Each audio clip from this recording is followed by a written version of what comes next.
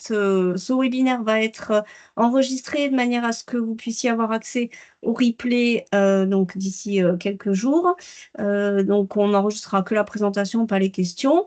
Et donc, en parlant des questions, on gardera un temps spécifique à la fin du webinaire pour pouvoir répondre à toutes les questions pratiques ou réglementaires que vous vous posez. Donc, n'hésitez pas, par contre, à les poser, à les écrire au fur et à mesure dans le fil de la conversation. Comme ça, on pourra les reprendre, à la fin de la présentation. Voilà, je vous remercie et je laisse la parole à Camille. Merci Valérie. Bonjour à tous. J'espère que vous m'entendez bien. N'hésitez pas à nous signaler dans le chat s'il y a un souci. Alors, moi, je suis Camille Fournier. Donc, je suis chez EcoCert depuis 2018 et je travaille en tant que chargée de prestation pour EcoCert France dans l'équipe. Notre équipe s'appelle BioPlus. Et c'est dans ce contexte-là que j'interviens sur ce webinaire parce que je suis notamment en charge de la prestation Jazz, donc tout ce qui va concerner plutôt l'export vers le Japon. Et donc c'est dans ce contexte que j'interviens sur ce webinaire. Pour votre information, je suis accompagnée aujourd'hui de plusieurs collègues qui sont... Alors vous voyez Maëva avec moi sur la caméra qui est dans la salle avec moi, et j'ai quelques autres collègues qui sont à distance aussi. Qui interviennent à différentes étapes du processus de la certification bio et au moment de l'export, et du coup qui pourront être amenés à répondre à certaines de vos questions si vous avez des questions plus précises en fin de webinaire. Comme vous l'a dit Valérie, donc on fait d'abord cette présentation webinaire. Effectivement, on a coupé normalement les micros de tout le monde. L'idée, c'est plutôt de poser vos questions en fin de webinaire. On a essayé de garder un temps assez long pour que vous ayez le temps de poser toutes vos questions. Donc, je vais essayer de passer de manière assez claire et concise, mais du coup un petit peu rapide sur la présentation. Et n'hésitez pas, effectivement, comme a dit Valérie, à noter si vous avez déjà des questions. Vous pouvez commencer à les noter dans le chat. On essaiera de les prendre les unes après les autres avant d'ouvrir vos micros petit à petit si vous avez des questions complémentaires. Alors, rapidement, juste une petite présentation d'EcoCert de manière très rapide. EcoCert, c'est un organisme certificateur qui existe depuis 34 ans, créé en 1994. On est numéro 1 au niveau de la certification biologique, que ce soit dans le domaine alimentaire et cosmétique. Et la petite frise, c'est principalement pour vous montrer que depuis 1991 jusqu'à aujourd'hui, en fait, EcoCert s'est diversifié à la fois au niveau de ses métiers, des prestations qu'il propose. Donc, notre cœur de métier, c'est vraiment la certification en agriculture biologique. Mais voilà, c'est diversifié. On est à la fois sur des référentiels cosmétiques, on va avoir des référentiels sur les matériaux durables. Et on a également des filiales d'EcoCert qui interviennent au-delà de la certification, qui peuvent vous proposer notamment de la formation, par exemple. Et EcoCert, pour info, ça représente 36 bureaux, donc il y a 36 filiales d'EcoCert qui sont réparties dans 29 pays, donc on est vraiment implanté à l'international. Et on est localisé physiquement, on a des bureaux physiques dans 29 pays, mais on intervient dans plus de 130 pays à travers le monde. Et là, vous avez quelques-uns des pays indiqués. Voilà pour la petite présentation d'EcoCert. Je pense que vous me connaissez déjà pour la plupart d'entre vous, donc on va pas rentrer plus en détail. Et on va passer à ce qui vous intéresse plus, c'est-à-dire la notion d'export de vos produits biologiques. Ce qu'il faut savoir au niveau des règles d'exportation des produits biologiques, c'est que ça peut varier en fonction du pays vers lequel vous exportez vos produits, donc en fonction du pays d'import. On a des pays avec lesquels l'Union européenne a passé des accords, donc c'est ce qu'on appelle des accords d'équivalence. Donc c'est des accords qui reconnaissent, souvent c'est des accords qui fonctionnent dans les deux sens, dans lesquels les États reconnaissent la certification biologique de l'autre pays. On a certains accords d'équivalence pour lesquels l'équivalence est totale. Donc, la reconnaissance se fait de manière totale. Et on a d'autres accords d'équivalence où l'équivalence est partielle. Je peux vous citer notamment, par exemple, voilà, là, on a mis, oui, vous les voyez, de toute façon, ils sont effectivement écrits en dessous. On a des pays, alors, pardon, ce que je voulais vous dire, c'est qu'il y a des accords d'équivalence, c'est sur l'équivalence totale ou partielle. Par exemple, les États-Unis, je pense que ça vous concerne aussi pour certains. Vous avez eu un petit webinaire l'année dernière à ce sujet. Il y a bien un accord d'équivalence qui existe, mais au niveau de la vinification, il y a des exigences à contrôler. Donc, c'est là où on considère que l'équivalence n'est pas complètement partielle et demande des vérifications complémentaires. Ensuite, au niveau des règles d'exportation, on va avoir certains pays. On n'a pas signé d'accord d'équivalence entre l'Union européenne et ces pays-là, mais où le pays d'import reconnaît quand même la réglementation biologique européenne. Donc, ça permet tout de même d'exporter les produits bio vers ces pays. Et enfin, on a quelques pays pour lesquels il n'y a pas d'équivalence. En tout cas, il n'y a pas de reconnaissance de la réglementation européenne, biologique européenne. Et dans ces pays-là, si vous souhaitez exporter les produits en bio, il faudra vous faire certifier selon la réglementation nationale biologique du pays. Mais pour ce qui nous concerne au niveau du Japon, on est bien sur un pays avec lequel l'Union européenne a signé un accord d'équivalence. Le petit réflexe à avoir si jamais, alors là c'est de manière générale, on va rentrer dans le détail du Japon un petit peu juste après, mais si vous souhaitez exporter vos produits bio, il ne faut pas hésiter à demander à vos importateurs qui se trouvent dans les pays dans lesquels vous souhaitez exporter vos produits, s'il existe une reconnaissance et une réglementation nationale bio dans ces pays, s'il y a une reconnaissance entre le pays et l'Union européenne. Et s'il y en a, quelles sont les exigences liées à l'export, parce que d'un pays à un autre, il y a certaines modalités qui peuvent changer. Alors, plus précisément, l'export des vins bio au Japon. Petite information, 75% des vins bio qui sont importés au Japon sont français, donc c'est quand même pas mal. Au Japon, il existe un règlement national qui est en vigueur, qui est le Japanese Agriculture Standards, donc le JAS, on va appeler JAS tout le long du webinaire.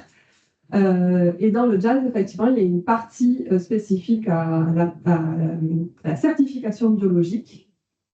La petite subtilité au niveau du JAS, c'est que les vins n'étaient pas inclus dans le JAS jusqu'en octobre 2022, et ils le sont depuis octobre 2022. Ce qui a impliqué que voilà, pour l'export de vos vins bio vers le Japon depuis octobre 2022, en fait, il fallait que les vins soient conformes au JAS. Il y a eu une période de transition qui avait été accordée par le WAF. Oui, c'est pour ça.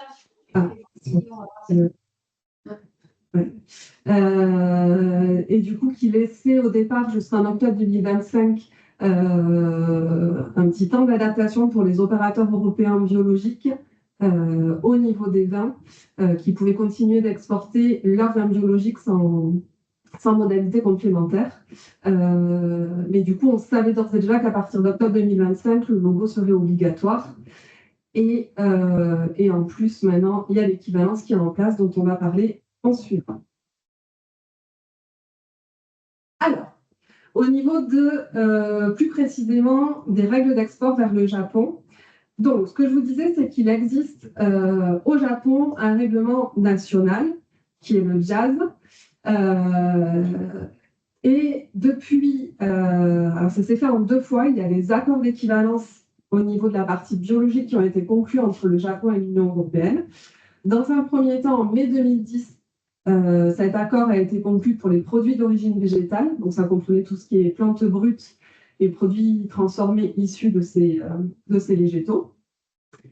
Mais n'était pas inclus tout ce qui est produits d'élevage et boissons alcoolisées. Mais ça y est, on a enfin eu l'extension de l'accord d'équivalence pour ces produits-là, et du coup les boissons alcoolisées qui incluent bien le vin Et du coup, les produits d'origine animale, donc les produits transformés issus de ces produits d'origine animale, ont été inclus depuis mai 2025 dans l'accord d'équivalence. Pour vous, ce que ça signifie, c'est que pour pouvoir exporter vos produits bio-UE vers le Japon, en fait, vous allez avoir deux options.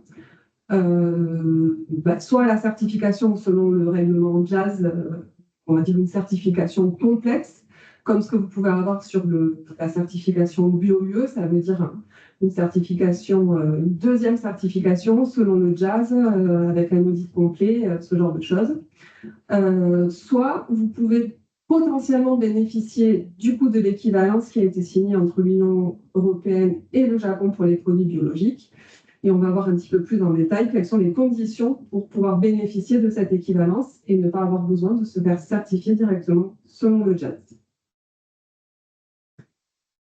Je ne vais pas entrer en détail sur la certification de JAS parce que ce qui nous importe, c'est plutôt l'équivalence, mais c'est pour que vous ayez une petite idée de la différence qu'il existe entre la certification de JAS et l'équivalence.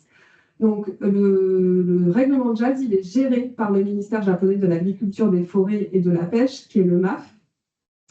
Avec la certification de JAS, ça veut dire que tout le marché japonais est accessible. Vous n'avez pas besoin d'un importateur certifié selon le JAS pour pouvoir exporter les produits bio JAS, on va dire.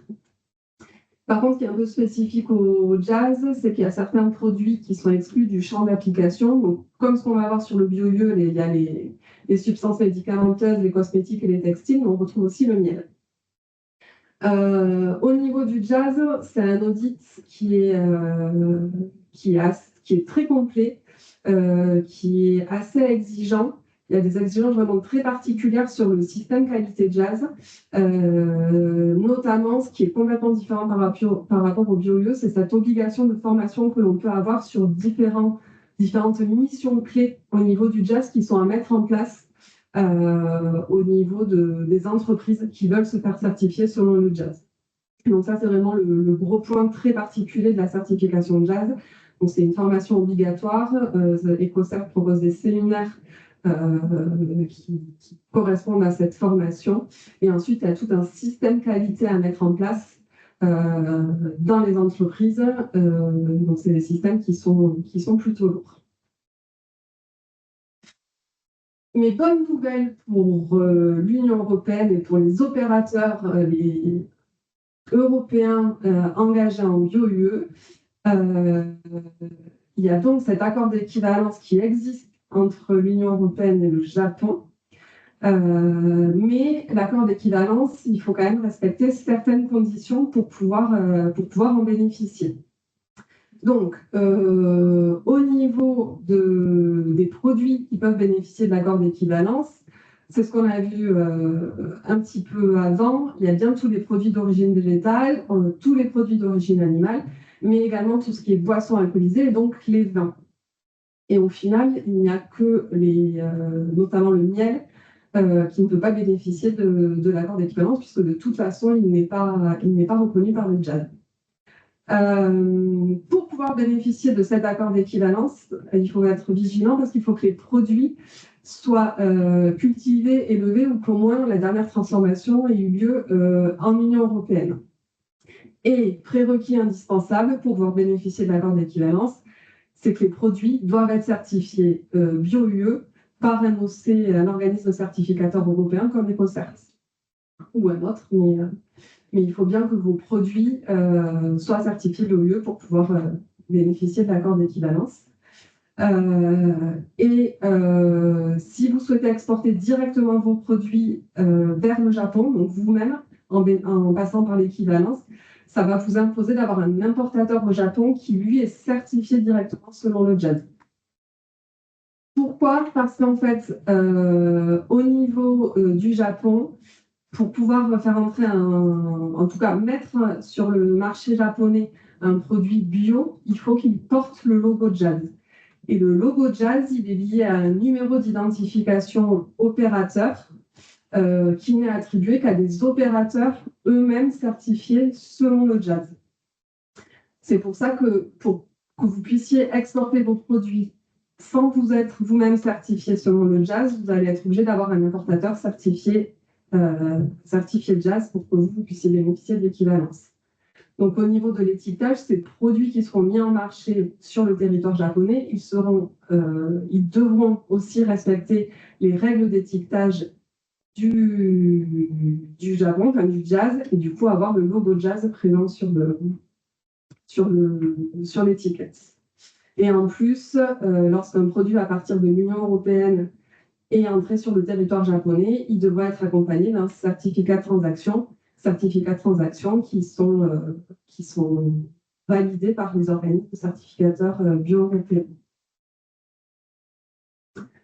On va reprendre un petit peu ces processus d'exportation. Donc, on va reparler un petit peu plus en détail de tout ce que je viens de vous dire. Donc, j'espère que ça répondra à une grande partie de vos questions.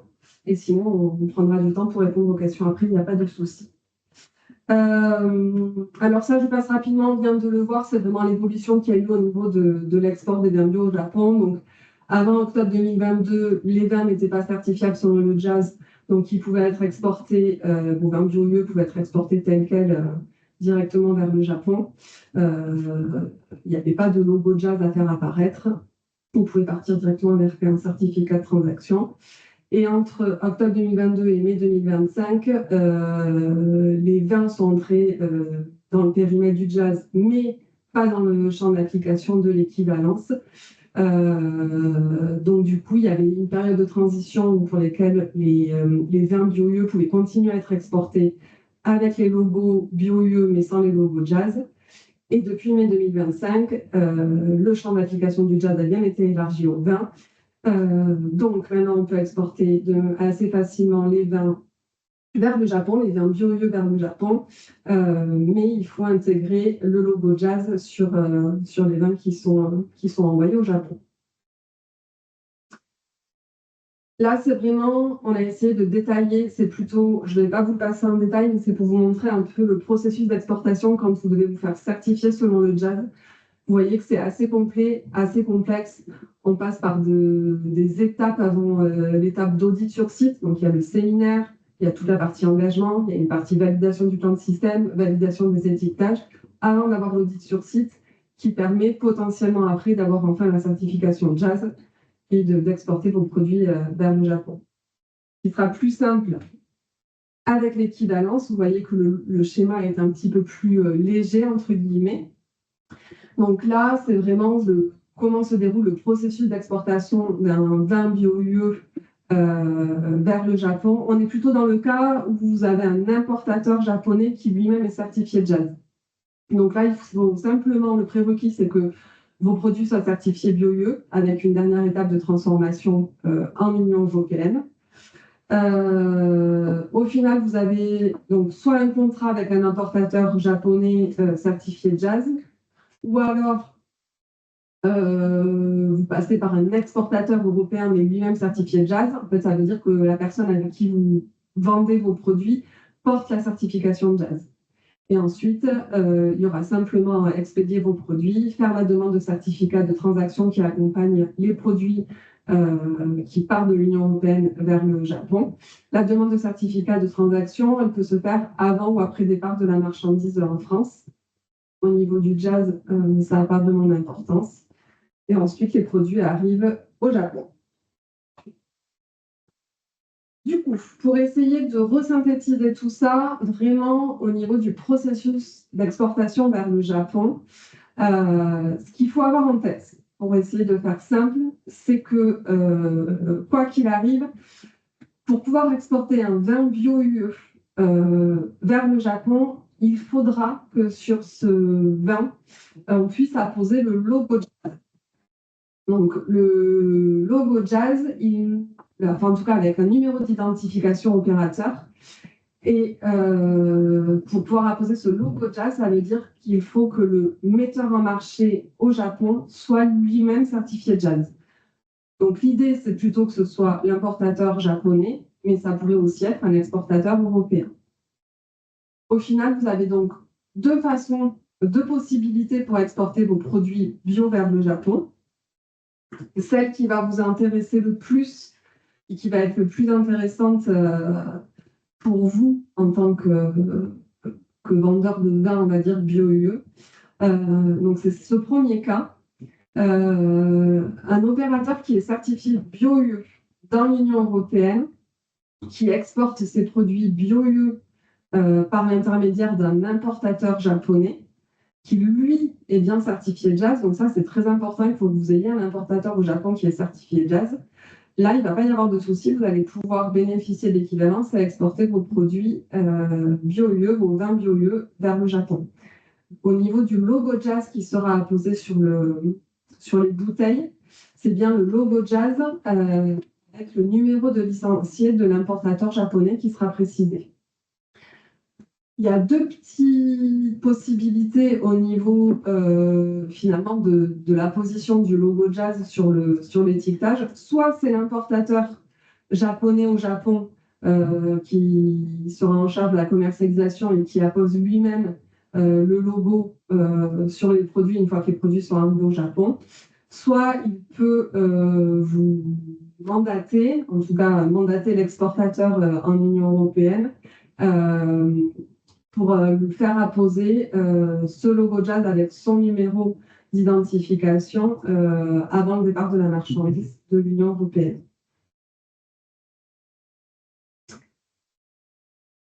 Les cas qui vont être le deuxième cas qui va être un petit peu plus, qui peut vous arriver, c'est si jamais vous souhaitez exporter vos produits bio-UE vers le Japon, mais que vous n'avez pas d'importateur japonais certifié JAS au Japon. Il faut forcément qu'il y ait en tout cas le metteur au marché sur le territoire japonais, il faut qu'il y ait quelqu'un qui porte sa certification JAS. Donc si l'importateur japonais ne l'a pas et refuse de l'avoir, ça veut dire que ça sera l'exportateur, le dernier intervenant au niveau de l'Union européenne, l'exportateur européen, qui devra lui se faire certifier JAS.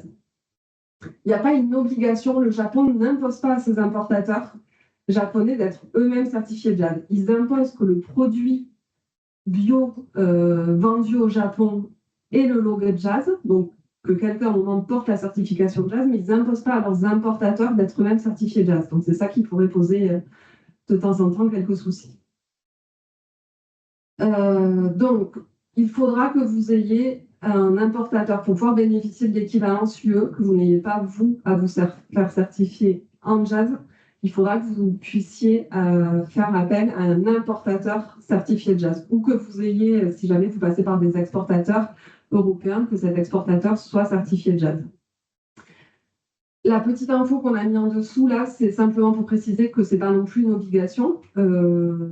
Par exemple, si vous souhaitez avoir plusieurs clients au Japon et que certains de vos importateurs ne sont pas certifiés JAS, vous pouvez choisir de vous faire certifier directement, vous, selon le JAS. Ce n'est pas parce que vous pouvez bénéficier de l'équivalence que vous avez l'obligation de passer par l'équivalence. Vous pouvez continuer à demander à être certifié selon le JAS.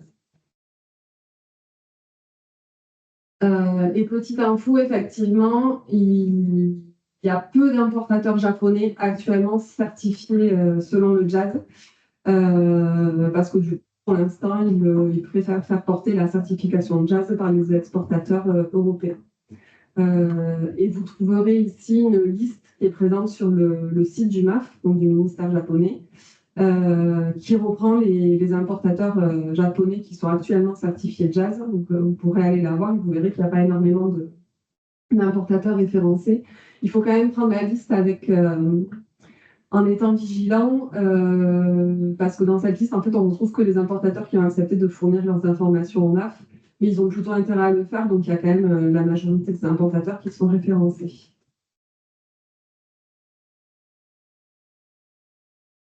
Voilà pour vraiment plutôt le processus d'exportation, la partie équivalence. On pourra revenir dessus si tout n'était pas clair, si vous avez des questions.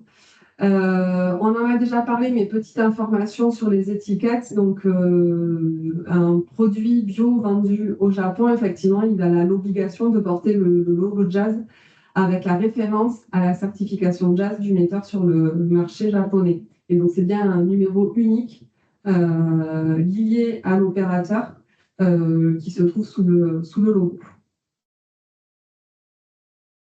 Et dernière information, ça va être au niveau des certificats de transaction. Donc, que vous soyez certifié Jazz ou que vous bénéficiez de l'équivalence, en fait, au moment de chaque export de produits bio vers le Japon, il faudra que vous fassiez la demande de certificat de transaction. Donc, vous avez un modèle sur la diapo. C'est le formulaire F37 qu'on vous fait passer sur demande. Et ce formulaire, il doit être pré-rempli, accompagné de la facture, de la liste de colisage et du document de transport international.